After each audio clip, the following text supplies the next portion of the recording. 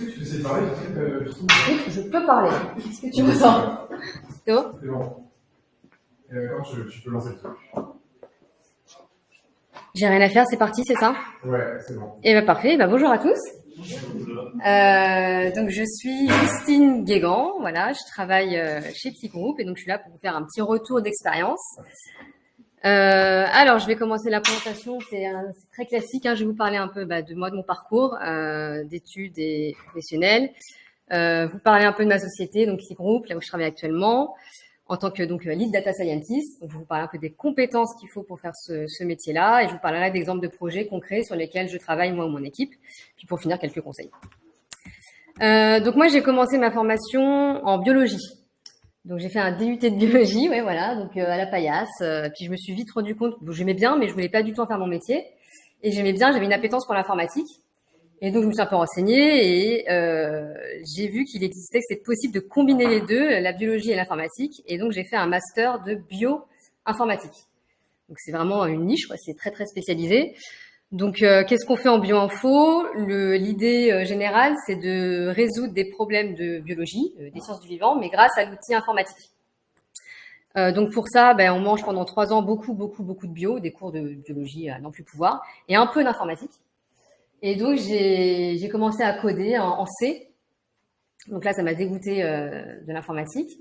Après est arrivé le Python, donc là j'ai repris goût, et puis un peu d'SQL, de Java, des langages un peu plus sympas pour ma part en tout cas. Et donc après j'avais la possibilité soit de partir en thèse, soit de m'arrêter là, et puis je me voyais pas écrire un manuscrit, ça m'embêtait. Et suite à mon stage de M2, et finalement voilà, je me suis arrêtée là, et j'ai eu mon premier poste direct. Donc j'ai commencé à travailler en tant que, ça s'appelle ingénieur bioinformaticienne, à l'hôpital Gustave Roussy. Donc voilà, je travaillais sur des données de cancérologie, donc plus spécifiquement des données de génétique. C'est vraiment très spécialisé. Donc là-bas, j'ai appris à coder, à travailler plutôt, c'est pas vraiment du code, mais à travailler avec le logiciel de stats R. Donc voilà, on faisait pas mal de stats. Et donc, au jour le jour, je discutais avec des thésards, des médecins, des chercheurs pour analyser leurs données. Donc j'ai fait ça pendant 4 ans. Et puis après, j'ai vu qu'il y avait un institut qui se montait, qui s'appelle l'Institut du cerveau, à la Pitié-Salpêtrière, qui travaille sur les maladies neurodégénératives, neurologiques au sens large. Et donc voilà, j'ai intégré cette équipe qui se montait. En fait, on était 2, il y avait mon chef et moi. Et donc j'y suis restée pendant 5 ans. Et donc j'ai fait, il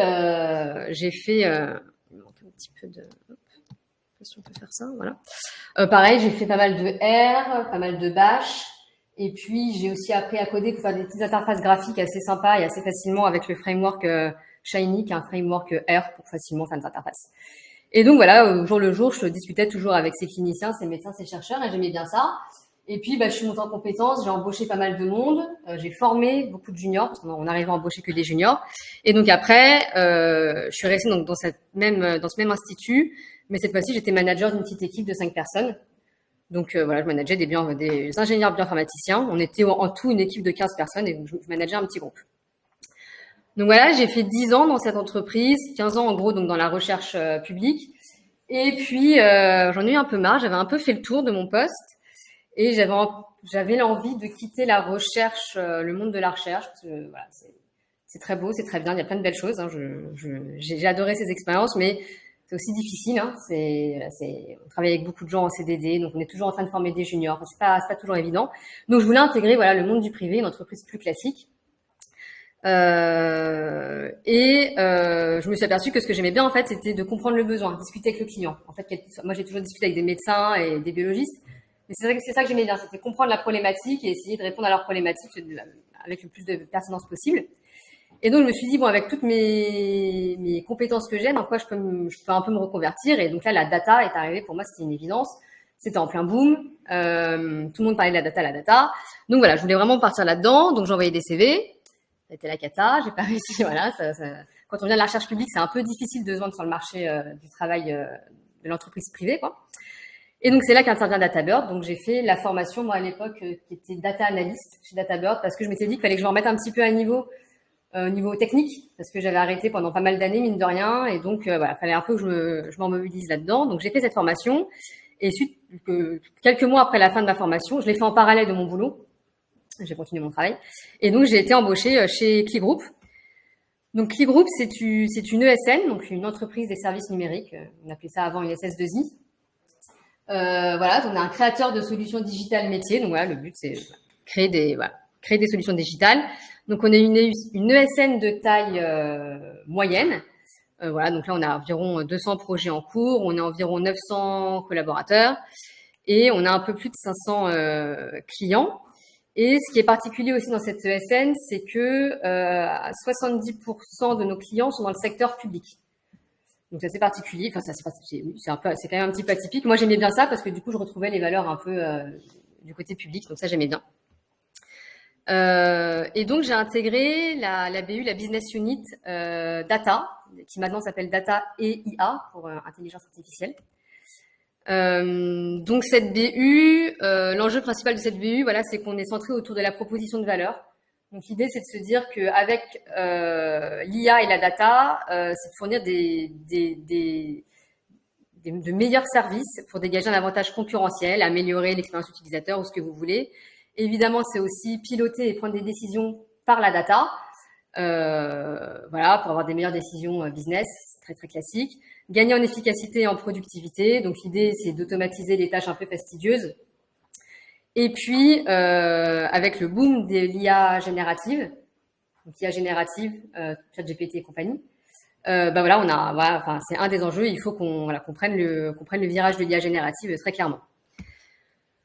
Donc nos services, ça va du conseil pur en data stratégie à des missions de data engineering pur, de data science pure et d'IA générative pure. Et puis la plupart du temps, nos missions combinent data engineering, data science et IA générative. Et on a un petit peu de data intelligence, donc de data analyse, mais très très peu en fait dans cette BU. On est vraiment centré autour de la data stratégie et finalement de l'IA générative. On va dire que 80% de nos missions, c'est lié à l'IA générative. Donc on est une petite équipe. Donc on a un head of data, mon responsable. Depuis très récemment, on a un chef de projet. On a un lead data scientist, donc c'est moi. Et puis on a 2 data scientists, 2 stagiaires en plus, et 3 data engineers. Donc on est une équipe assez petite et assez jeune. Et tout le monde sort d'école sauf moi et la responsable. Donc maintenant, je vais faire un petit focus sur donc le métier de data scientist. Et je vais le comparer par rapport au lead data scientist.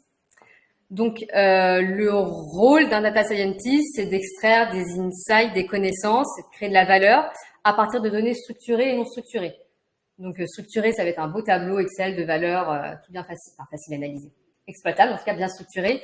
Et non structuré, ça peut être du texte complètement non structuré, des images, des vidéos, enfin des sons, enfin ce que vous voulez. Donc, il doit être capable d'analyser absolument tout ça. C'est hard skills, faut avoir une appétence pour les maths et les stats, même plutôt bon en stats. Faut connaître très très bien le machine learning et le deep learning. Et d'un point de vue plus outil, il faut maîtriser Python. Voilà, c'est Python.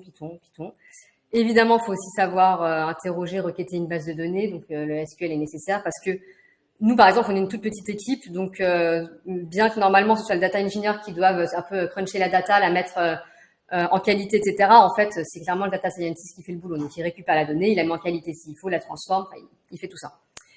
Et puis, il faut savoir, utiliser les outils d'IA générative et savoir créer des outils d'IA générative. Il faut faire les deux. Ça, c'est plutôt récent maintenant.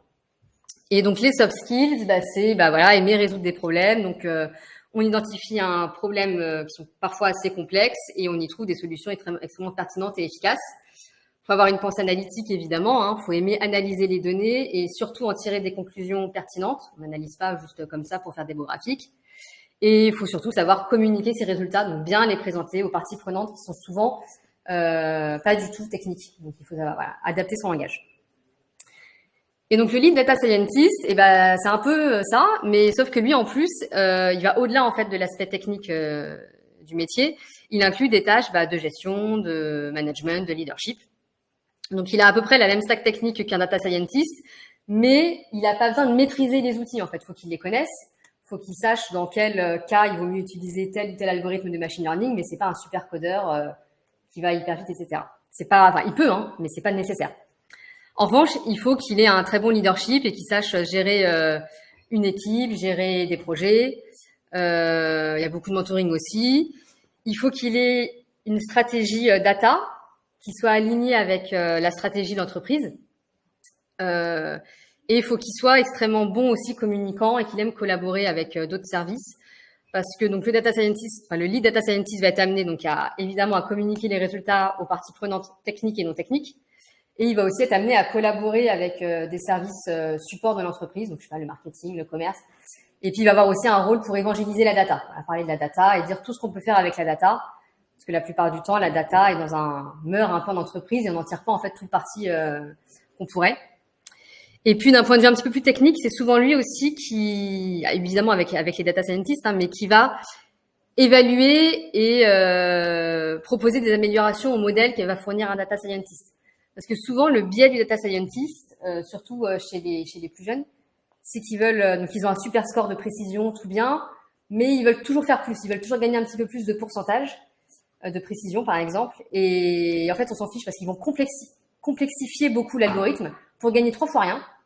Donc pour lui, c'est génial parce qu'il a des défauts, etc. Mais le client, en fait, il s'en fiche, ça n'a pas une énorme valeur ajoutée. Donc parfois, il faut mieux lui dire stop, ton modèle marche bien, passe à autre chose. Et les clients sont très contents comme ça. Donc voilà, il y a un peu ce rôle-là d'évaluation aussi. Alors, des projets sur lesquels je travaille. Alors, pour commencer, un projet de pure data science. Donc ça, c'est un projet qui a apparu spontanément dans la BU où je travaille. En fait, le cœur de métier donc de CLI, c'est de répondre à des appels d'offres de marché public et privé, mais public en l'occurrence, pour récupérer des missions. Donc, voilà, on récupère des appels d'offres et on y répond. Donc pour ça, il y a une plateforme du gouvernement qui s'appelle le BOMP, qui est le bulletin officiel des annonces des marchés publics, qui publie tous les jours tous les appels d'offres des marchés publics. Donc il y en a plusieurs centaines, plusieurs milliers, ça dépend par jour. Et donc, mon responsable, il devait tous les matins, ou plusieurs fois par semaine en tout cas, regarder tous ces appels d'offres et essayer de choper celui qui parlait de la data. Donc c'était très chronophage. Il passait souvent à côté aussi, certainement à côté d'appels d'offres intéressants. Donc ils ont sur le site, c'est quand même bien fait, on peut rechercher un peu par mots-clés, etc. Franchement, ça marche pas très très bien, surtout en data. Parce que les mots-clés qu'on met, ça nous ressort un peu tout et n'importe quoi. Et donc du coup, il nous a demandé si c'était possible de créer un petit modèle de machine learning pour attribuer un score à chaque appel d'offres. Donc, c'est ce qu'on a fait. On a créé un dataset d'entraînement. Donc, on a récupéré des titres d'appels d'offres qui matchaient nos sujets à nous, donc data et IA.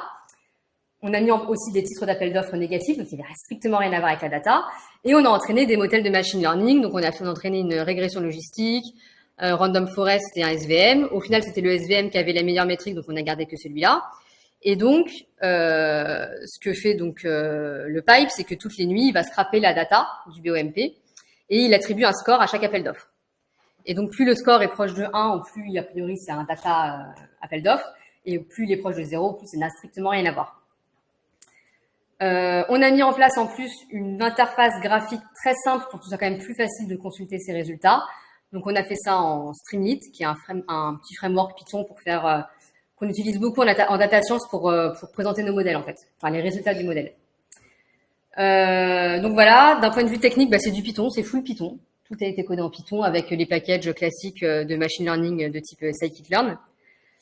Toute la CI/CD se fait sur GitLab, donc extrêmement classique. Et tout le stockage des fichiers tous les jours, on les stocke sur le cloud OVH, sur un S3. Donc c'est un tout petit projet de data science qui n'a pas pris beaucoup de temps, mais qui a beaucoup de valeur ajoutée parce qu'il fait gagner facile, je pense, 40 minutes par jour à mon responsable. Donc, c'est pas rien, mine de rien.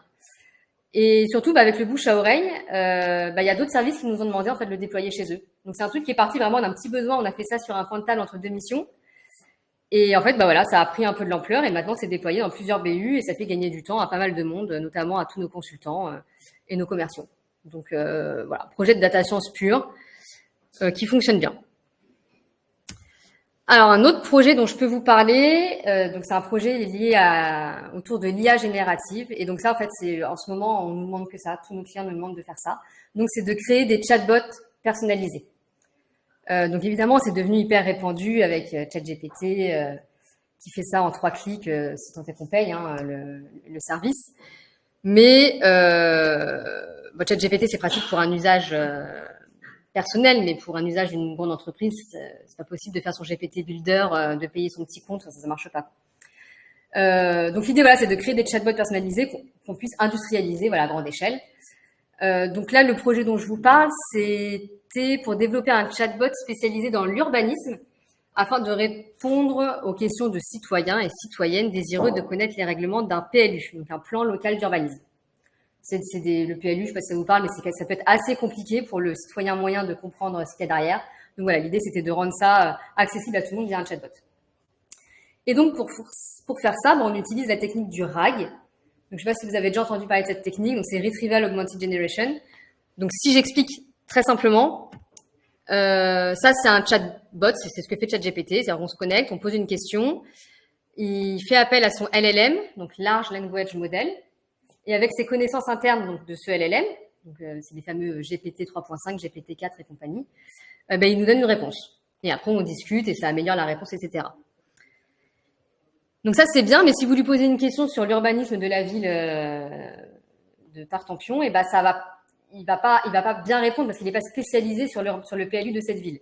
Donc pour le spécialiser, ce qu'on fait, c'est qu'on fait la même chose, mais on va lui injecter ce qu'on appelle une base de connaissances. Donc en fait, une base de connaissances, c'est des fichiers. Donc là, typiquement, ce serait notre PLU. Il faut imaginer qu'il y a plusieurs fichiers dans le PLU.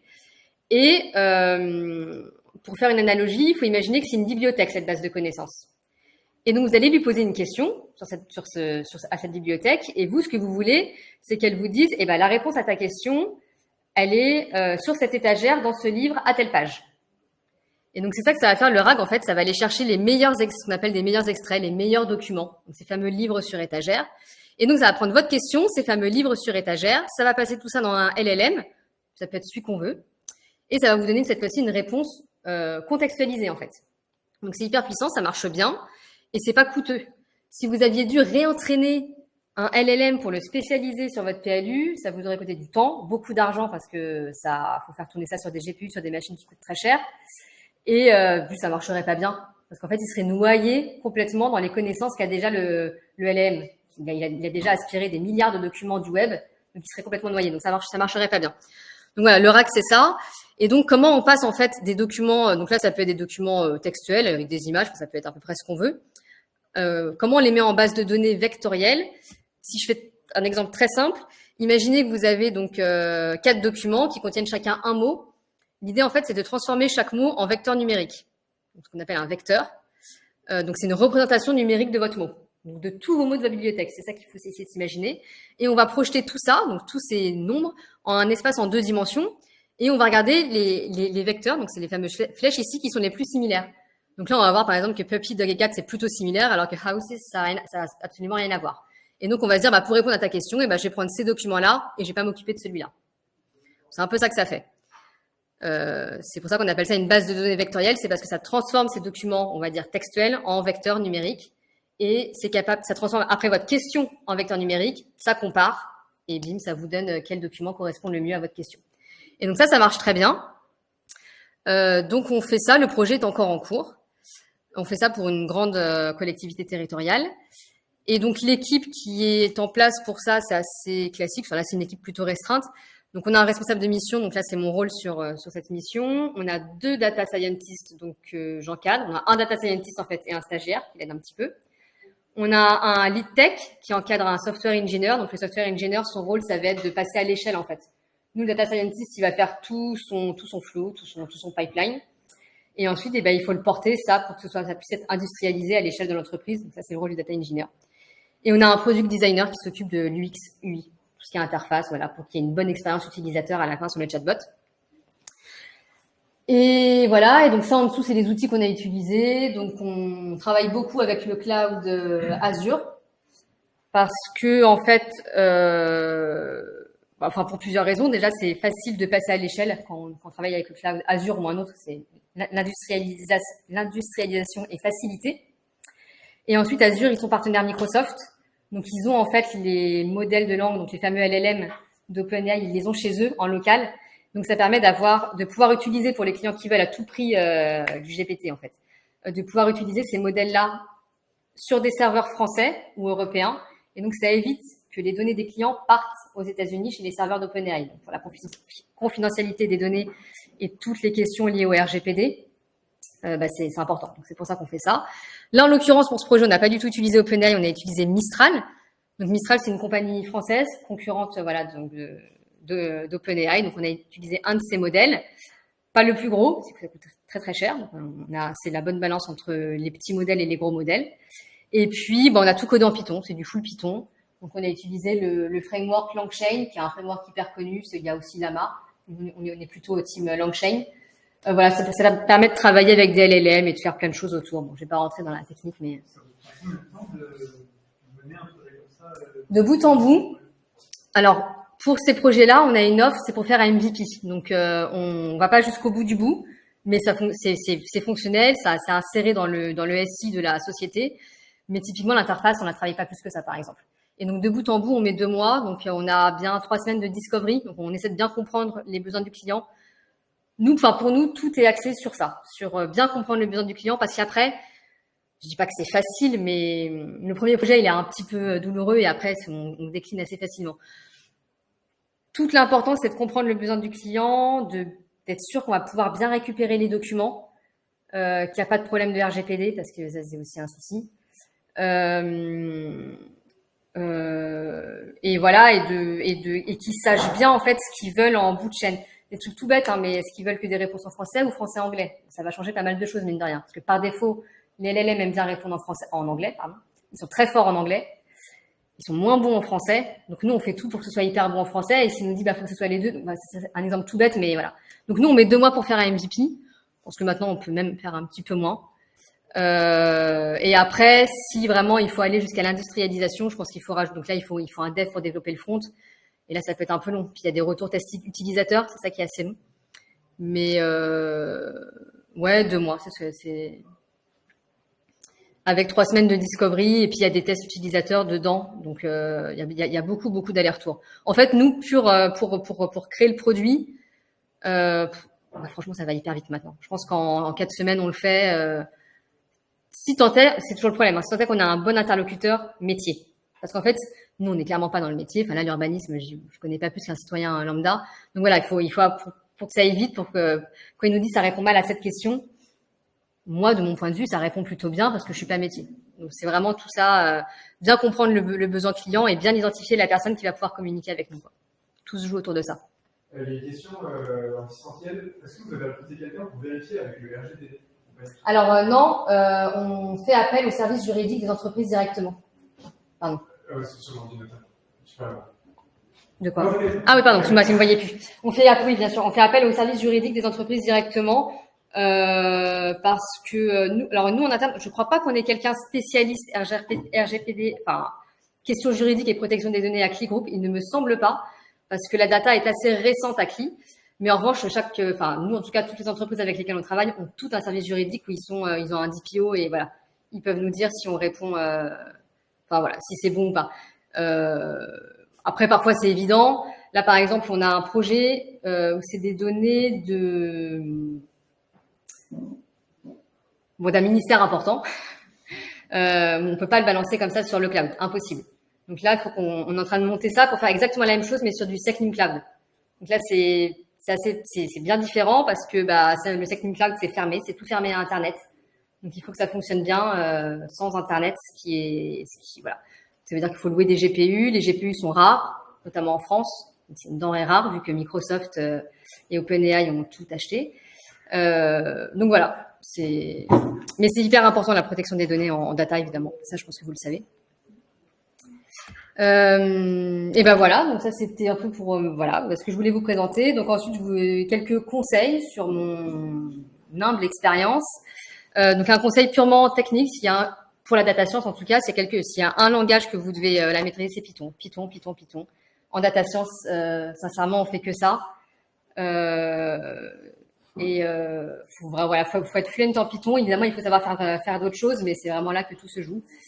Donc, c'est un conseil, se focus là-dessus. Pour les soft skills, moi, je dirais qu'il faut être curieux. C'est hyper important parce qu'en fait, moi, quand je suis arrivée dans mon entreprise, j'étais censée faire du machine learning, donc très classique, et je voulais me former à ça. Et en fait, on n'en fait plus du tout, on fait que de l'IA générative. Donc déjà, bon, j'ai dû me former, j'ai mis un peu de temps parce que c'est pas si simple qu'on ne le croit. Quand on veut faire quelque chose de très personnalisé, de très spécialisé, de très pertinent, bah voilà, faut utiliser plein d'outils un peu compliqués quand même. Et donc, ça y est, je commençais à être à jour, j'étais contente et bam, il se passe un nouveau truc. En fait, il se passe des nouveaux trucs tous les 15 jours, mais vraiment des trucs hyper importants. Donc faut toujours se tenir au courant. Donc moi, je trouve ça plutôt intéressant. Et voilà, il faut pas louper la bonne information qui passe. Enfin, il faut faire beaucoup de veille technologique, voir ce que font les concurrents, etc. Donc, être curieux, c'est important. Et puis enfin, faire travailler son réseau professionnel. Donc, je sais pas si voilà, vous êtes en recherche d'emploi, en reconversion. Moi, je l'étais quand je cherchais à quitter ma précédente entreprise. J'avais beau envoyer des CV. J'avais pas beaucoup de réponses, c'est assez compliqué. Et c'est en faisant marcher mon réseau professionnel, oui, enfin, le réseau tout court, en fait. Voilà, moi, finalement, j'ai passé un entretien, j'étais cooptée par un ami d'amis. C'est à peine professionnel. Vous devez le savoir, tout se passe à minima par LinkedIn, mais vraiment, c'est important. Il y a plein de podcasts hyper intéressants sur la data. Il y a plein de meetings sur la data, sur les meet-ups. Donc, voilà, faut essayer de se documenter sur ça parce que je trouve que c'est comme ça que c'est le plus simple de rentrer dans une entreprise plutôt que parmi les 200 candidats de LinkedIn qu'on postulait en 2 minutes. Ça, c'est un retour d'expérience personnelle. Mais nous, par exemple, à titre dans ma boîte, il me semble que les recrutements, c'est 30% de cooptation. Donc, c'est quand même loin d'être négligeable. Et donc, voilà, parlez de votre projet professionnel autour de vous. Et c'est toujours enrichissant de toute manière d'avoir les retours des autres sur ce sujet. Eh bien, voilà pour moi. Merci.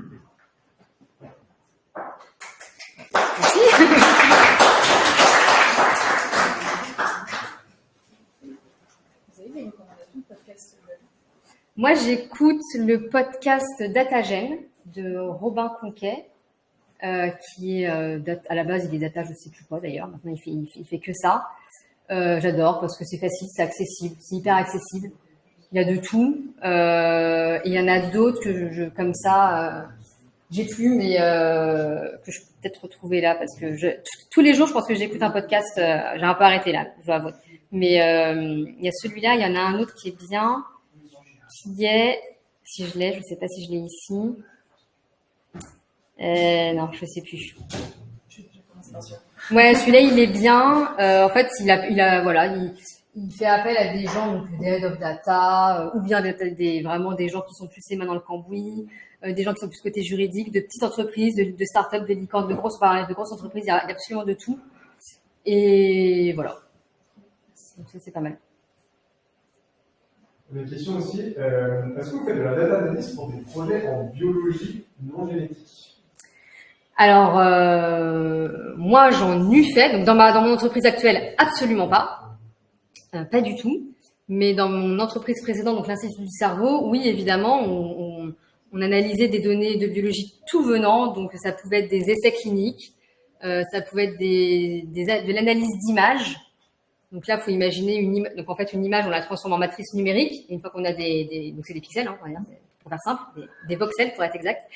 Et on analysait ça. Donc oui, en fait, on peut analyser tout type de données. Et en bio, oui, j'analysais, moi, j'étais spécialiste génétique, mais aussi essais cliniques, beaucoup, ouais. Donc, et puis beaucoup aussi de tests cognitifs. Il y avait des patients qui venaient dans l'entreprise, on leur faisait passer des tests cognitifs, et on avait plein de scores sur c'était les médecins qui faisaient ça, ils nous donnaient toute cette matrice de tableaux, il fallait essayer, de voir si on arrivait par exemple, à prédire est-ce que le début d'âge de la maladie sur la base de ces tests cognitifs, sans a priori médical, parce que je ne suis absolument pas médecin. Voilà, on faisait des choses comme ça. Du coup, vous pensez qu'il y a un futur dans ce milieu-là et la data analyse? Ah bah oui, clairement. Alors je dirais plus quand même data science, parce que plus en médecine, pour faire large, pour biologie au sens large, on a ce qu'on appelle la médecine personnalisée. En fait, on s'oriente maintenant vers la médecine personnalisée. Donc, je prends un exemple très simple. Il n'y a pas un cancer du poumon. Sur 10 personnes, il y aura 10 cancers du poumon différents. Et donc, il faut adapter le traitement à chaque cas en fait particulier. Donc, c'est ce qu'on appelle la médecine personnalisée. Et donc, pour ça, il y a un exemple. J'arriverai plus à retrouver le nom du chercheur, mais par exemple, sur le cancer du sein, ils ont crunché des millions, je pense, de de data. Donc, il y avait la mammographie, il y avait des tests cliniques, des prises de sang, il y avait beaucoup de choses sur des dizaines d'années en arrière. Donc, ils ont récupéré tout ça et ils ont entraîné un algorithme. Donc là, j'ai pas le détail, mais c'était vraiment plus, je pense, du deep learning. C'était extrêmement précis. Donc, c'est plus que l'analyse de données, quoi. Vraiment pour prédire, en fait, donc, pour mieux détecter. Donc, c'est prouvé que cet algorithme détecte mieux qu'une mammographie à un stade extrêmement précoce du cancer. Ça marche mieux. Et puis, pour adapter le traitement. Voir, voilà. Donc, analyse de données, peut-être en épidémiologie, je pense. En épidémiologie, ça peut être de la pure analyse de données, à mon avis, avec après du prédictif, mais je pense qu'il y a quand même une partie pure analyse de données. Après, en fait, en data science, on commence toujours par une EDA, une analyse exploratoire de données. Donc, on fait toujours ça de toute manière. On regarde la qualité des données, on transforme les données, etc. Donc, il y a toujours une partie de data analyse. Moi, c'est comme ça que je le vois. Et après, voilà, on essaie de trouver un peu des conclusions pertinentes, mais souvent, on va nous demander en médecine de pousser plus loin et de prédire quelque chose. Encore une autre question, quelles sont les compétences que tu penses indispensables pour faire de la data science? Alors, en hard skills, du Python, sûr. C'est... Ouais. Et moi, je dirais en soft skills, la compétence, c'est qu'il faut savoir prendre du recul, en fait. Et parce qu'on peut sortir 10 000 choses. Enfin, quand on a un volume de données dingue, on peut sortir 10 000 conclusions, mais il faut bien avoir compris la question du client. Et souvent, il ne sait pas bien la formuler. Donc, il faut avoir cette aptitude à se mettre à la place du client, à reformuler sa question, à transformer tout ça un peu en langage mathématique, informatique, enfin, comment nous, on pourrait répondre à sa question et à bien la présenter. Voilà.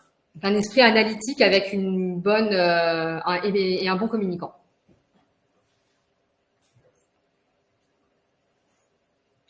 Une question, quelqu'un qui a déjà fait un peu de chimie, de biologie, un peu comme vous, mais pas forcément dans la bioinformatique, mais dans la recherche. Ouais. Est-ce qu'il a, et qui a une bonne maîtrise des maths, est-ce qu'il peut faire effectivement notre métier? Ah bah moi je pense. Il faut qu'il fasse une formation pour compléter en plus celle-ci. Bah, je pense qu'il faut se former quand même en Python. En fait, ça va dépendre d'où est-ce qu'il veut postuler aussi. Parce que par exemple, s'il veut postuler vraiment reconversion, donc plus faire de chimie et tout ça, et par contre dans une entreprise privée, alors là le problème c'est que la plupart des, enfin il y a beaucoup d'entreprises, si c'est pour un job, un emploi pardon de data scientist, donc assez technique, où il y aura peut-être des tests techniques. Donc bah là, faut quand même pouvoir passer, voilà, faut quand même pouvoir passer le test. Donc je pense qu'il faut quand même se former en Python. Après, il y a plein de MOOC, il y a plein de bonnes formations en Python. Je pense qu'il faut quand même, voilà, il faut quand même maîtriser ça parce qu'en plus, sinon, les premiers mois vont être difficiles, quoi. Donc pour moi, c'est indispensable. Alors, par contre, ce que je tiens à préciser, c'est que maintenant, on a ChatGPT. Alors ça révolutionne. C'est-à-dire que le métier de data analyst, je dis pas qu'il va disparaître, mais pour moi, ce qu'il faut axer, si on n'est pas technique, ChatGPT maintenant nous aide énormément. Moi, je m'en sers tous les jours parce que je fais pas suffisamment de Python pour être hyper rapide à coder. Donc dès que je génère, je me prends plus la tête, bim, je mets ça dans un LM, il me répond, et c'est très bien. En revanche, il faut aussi beaucoup d'erreurs. Donc il va parfois tirer des conclusions qui sont pas vraiment bonnes. Donc, il faut savoir vraiment analyser les résultats et se dire est-ce que c'est vraiment ça que je veux, est-ce que c'est vraiment ça que le client attend. Pour moi, ça c'est le plus important. Mais après, c'est vrai que c'est assez impressionnant. Je ne sais pas si vous avez déjà fait le test. Si vous prenez des gros tableaux de données, vous mettez tout ça dans ChatGPT et vous lui posez une question assez shadée, il est très très fort. Enfin, moi, je suis à chaque fois bluffée. Enfin, pourtant, je m'en sers tous les jours, mais c'est quand même très impressionnant. Donc ça reste quand même important d'avoir ces compétences techniques pour pas déjà passer pour être un peu crédible quand même, voilà. Et puis après il y a des données en plus qu'on peut pas mettre dans ChatGPT, il faut quand même faire hyper gaffe, c'est des données d'entreprise. Enfin, donc moi j'ai tendance à dire, mais moi je suis biaisée parce que c'est mon cas. Je suis plus axée sur les soft skills que les hard skills, mais je vois bien moi là que ça quand même ça me manque, quoi. On peut pas être aussi que mes collègues de 23 ans en Python. Voilà.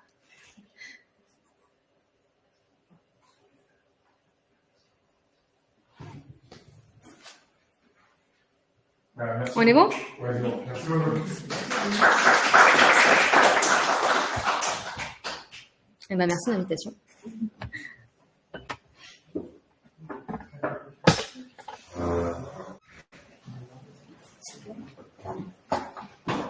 Bon.